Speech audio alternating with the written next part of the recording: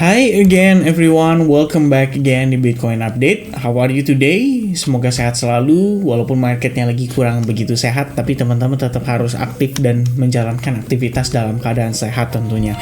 Guys, we're gonna have a big discount ya in the market. In the end, sebenarnya bukan big discount yang kayak gimana banget sih, tapi ya ada beberapa faktor lah yang kita perhatikan bisa mempengaruhi keadaan pasar secara masif. So, akan saya coba untuk jelaskan di dalam video ini. Semoga kiranya informasi itu nantinya bisa bermanfaat buat teman-teman. And before kita masuk ke Bitcoin update untuk price action dan lain-lain, saya akan coba untuk ngejelasin beberapa poin yang menurut saya cukup penting ya untuk update ke teman-teman juga.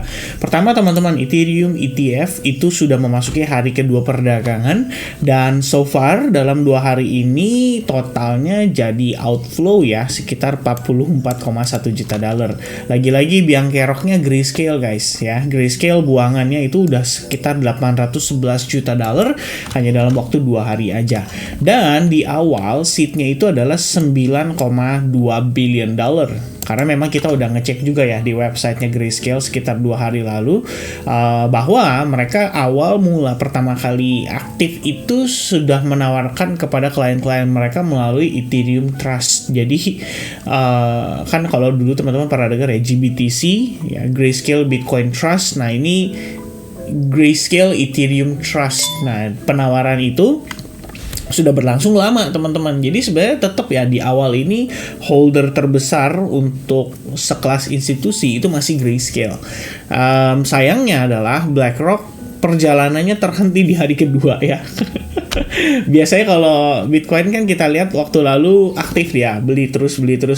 Jadi between demand dan supply-nya tuh seimbang gitu kan. Tapi kalau ini Ethereum A ya, ETHA yang ditawarkan oleh BlackRock itu nggak laku teman-teman ya. Masuk hari kedua udah turun ya. Bukan turun malah ya. Saya nggak tahu sebenarnya sih ini belum diupdate atau gimana ya, tapi kelihatannya kosong sih. Oh, harusnya sih nanti diupdate sih, harusnya ya. Biasanya kalau strip kayak begini nanti akan diupdate. Karena kalau kosong ya kosong gitu loh, sama kayak si 21 shares ini. Ya unless itu weekend ya. Kalau weekend biasanya dia strip semua karena memang nggak ada perdagangan, marketnya close gitu kan.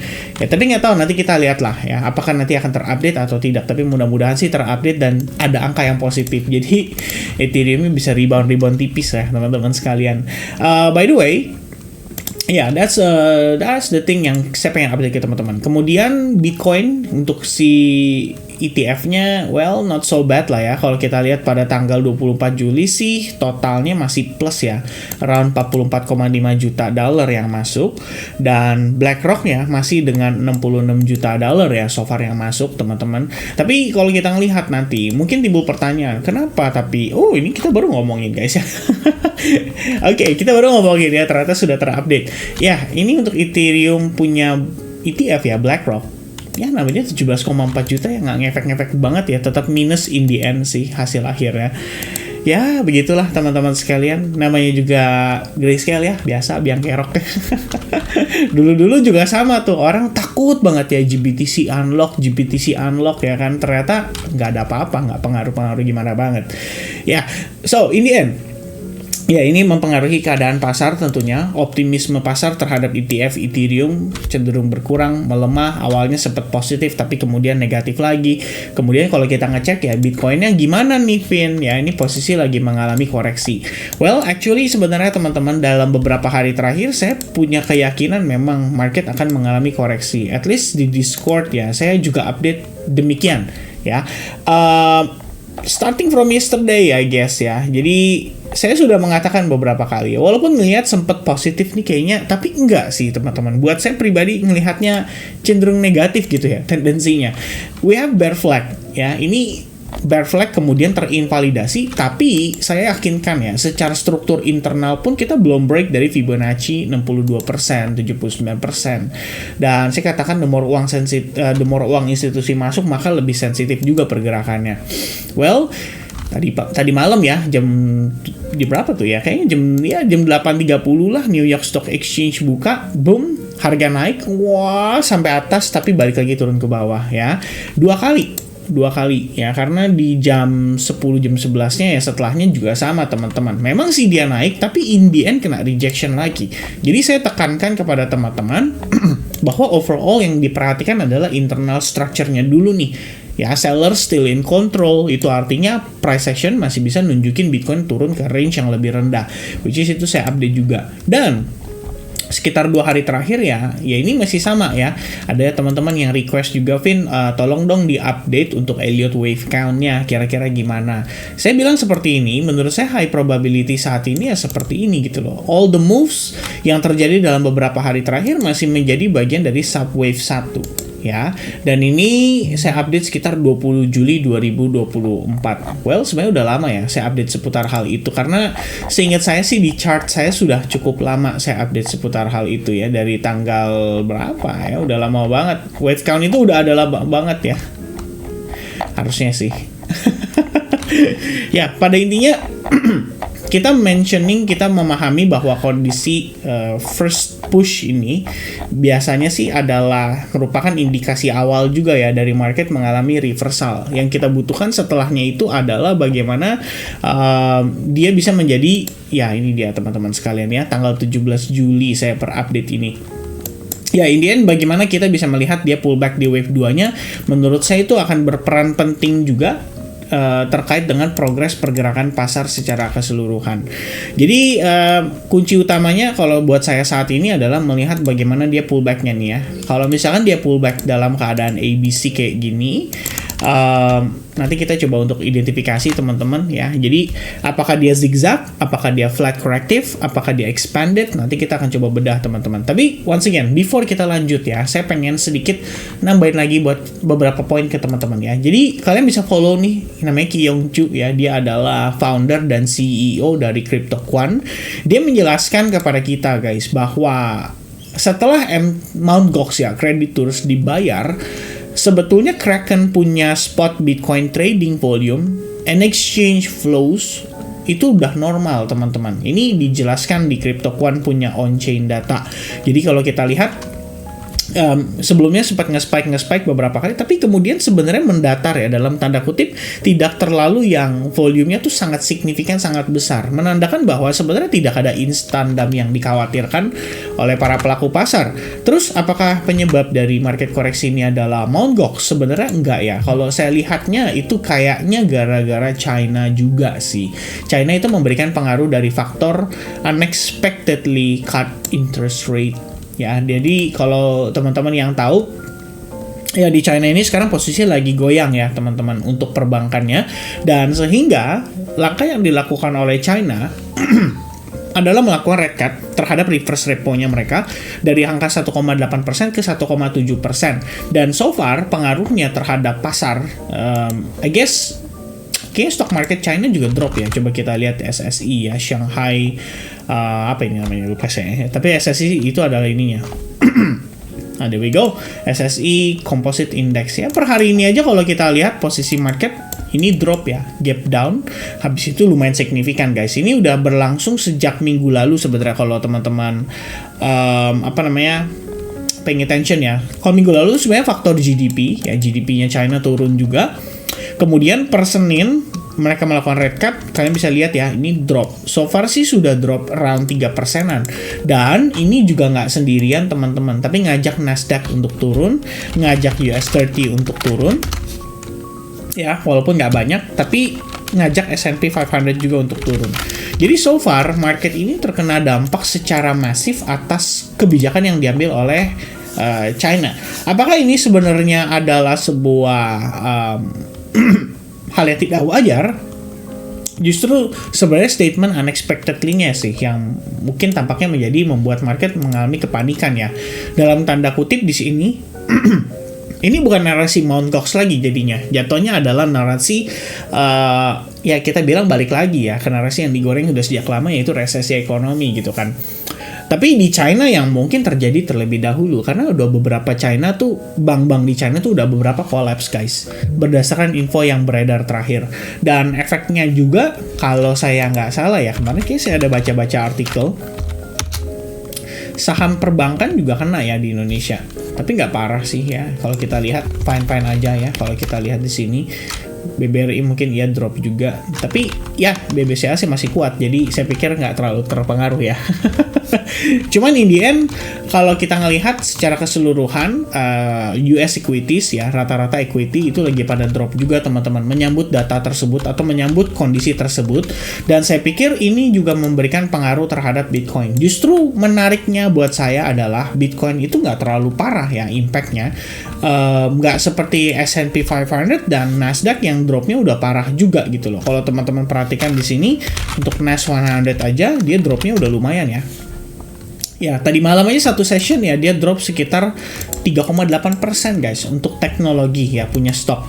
Dan ini otomatis harusnya juga ikut mempengaruhi. Namun kan kita udah perhatikan ya, beberapa hari terakhir, market itu punya sedikit ketidakselarasan ya. Jadi, Bitcoin yang biasanya dianggap sebagai high risk asset, which is korelasinya positif dengan US equities, itu malah cenderung bergerak sebaliknya. Nah, tapi sekarang saya rasa udah sejalan lagi ya. Per tadi malam, Bitcoin akhirnya finally bisa closing dalam keadaan creating lower low pada previous low, and then ya per open session hari ini langsung drop lagi ya. Kita ngelihat tekanan jualnya berlanjut dari 65.300 per sekarang udah di 63.900, which is ini $1.100 total dropnya.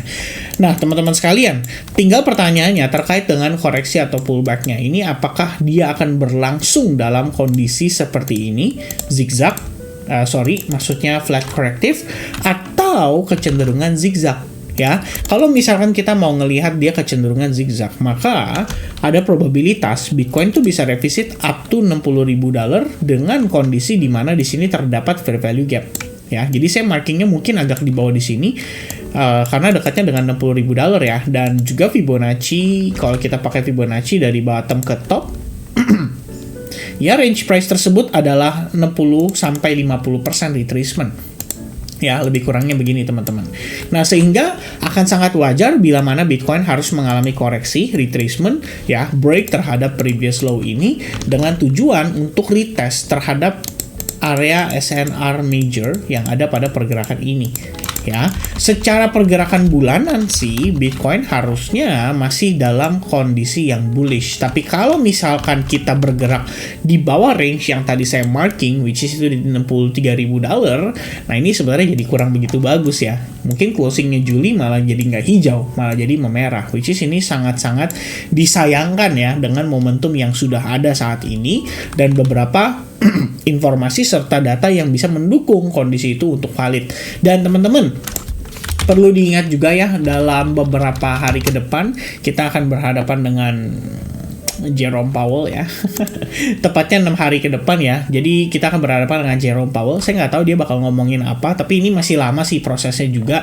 Namun yang sudah bisa dipastikan adalah masalah pemangkasan suku bunga itu kelihatannya baru akan terrealisasi per 18 September 2024 ya. Namun di sini yang saya perlu berikan warning ya kepada teman-teman. Saya nggak tahu apakah langkah yang diambil oleh China ini akan diperhatikan oleh the Federal Reserve, dan apabila demikian apakah mereka juga akan mengambil langkah ekstrim tersebut. Jadi selama beberapa bulan mereka kekeh pertahankan tidak mau pangkas suku bunga, timingnya harus tepat dan bla bla bla bla bla, tiba-tiba dia mengumumkan lebih early. Nah, itu bakal jadi berbahaya sebenarnya buat market. Ya, saya lebih prefer the Fed pangkasnya di bulan September nanti. Saya lebih prefer seperti itu. Namun dengan demikian kita nggak pernah tahu ya, namanya kondisi-kondisi pasar, bukan kita juga yang istilahnya mengendalikan,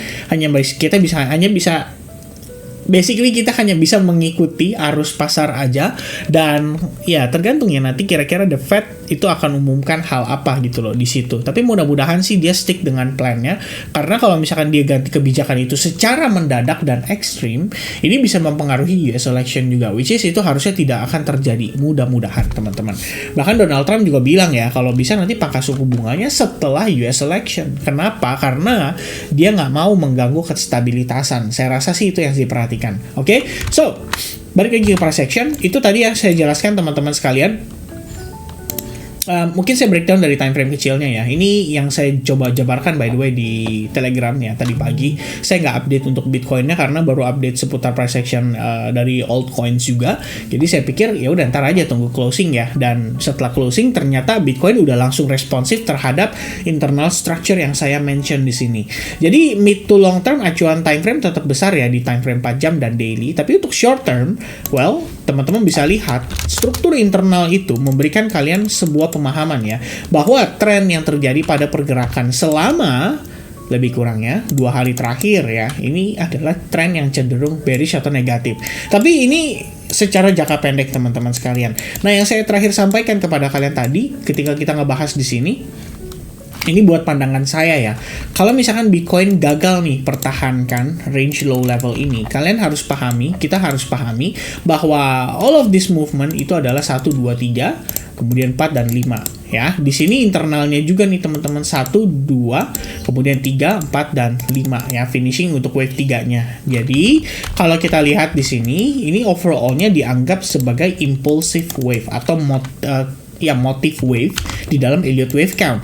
Nah, sementara untuk proses dia mengalami pullback-nya, kita bisa considering bahwa all of this process itu bisa mencangkup membentuknya ABC ya, bisa seperti ini. Even seperti ini sekalipun, kamu perhatikan ya, ini membentuk yang namanya head and shoulders guys. Ya, which is ini pun nanti kalau dia naik sampai $66.000 aja, orang pasti memiliki sentimen yang relatif masih negatif gitu loh. Jadi mereka berpikir bahwa wah ini bull trap doang nih, ini head and shoulders nih dan bla bla bla. Tapi ya memang faktanya seperti itu dan kita ngelihat secara pergerakan pun demikian, ada potensi kita membentuk ABC corrective wave. Jadi in the end ya yang kita coba lihat di sini adalah ada possible correction ya.